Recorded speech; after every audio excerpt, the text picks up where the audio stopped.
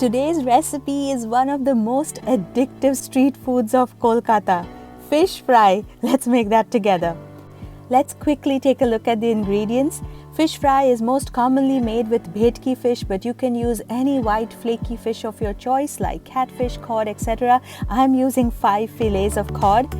You will also need 1 small onion that is roughly chopped, 4 to 5 cloves of garlic, a 2-inch piece of ginger that is also roughly chopped, 4 to 5 green chillies, 1 cup of mint leaves, 1 cup of coriander leaves, half a lime, 1 teaspoon of powdered black pepper, and salt to taste.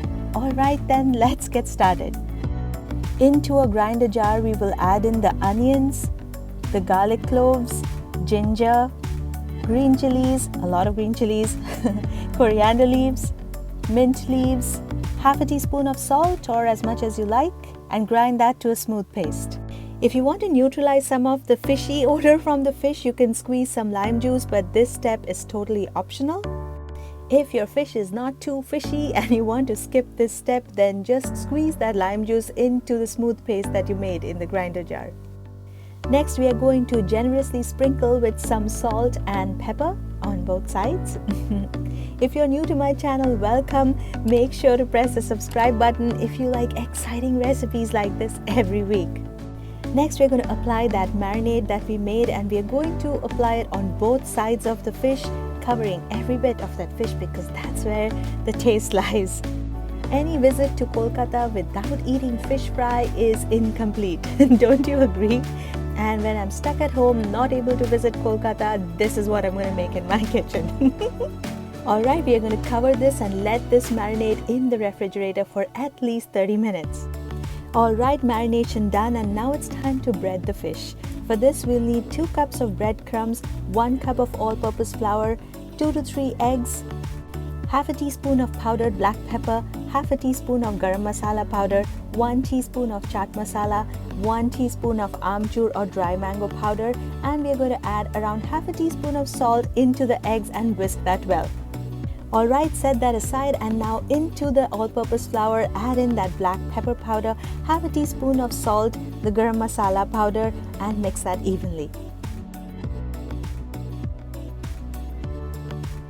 Next, we're going to coat the marinated fish with the flour, and make sure the flour completely coats that herb paste that's sticking on the fish. It is easy when you use a spoon and just kind of pour the flour on the fish and dab it with your fingers, just like I'm showing you. Alright, all our fish have been coated with flour, and next we are going to dip them in egg wash and coat them with the breadcrumbs.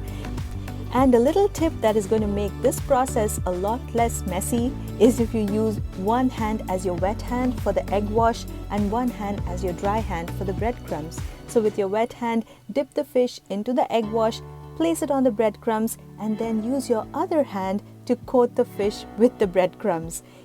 Guys, follow this tip. If not, your hands are going to get all muddy and messy. Like it's going to have wet breadcrumbs. Everything is good. No, don't do that. Also, make sure to press the breadcrumbs into the fish nicely so it sticks well, because we want our fish to be nice and crisp, don't we?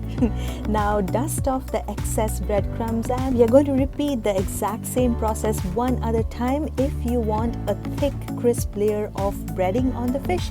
If you want a thinner layer, then you can go with only 1 coat.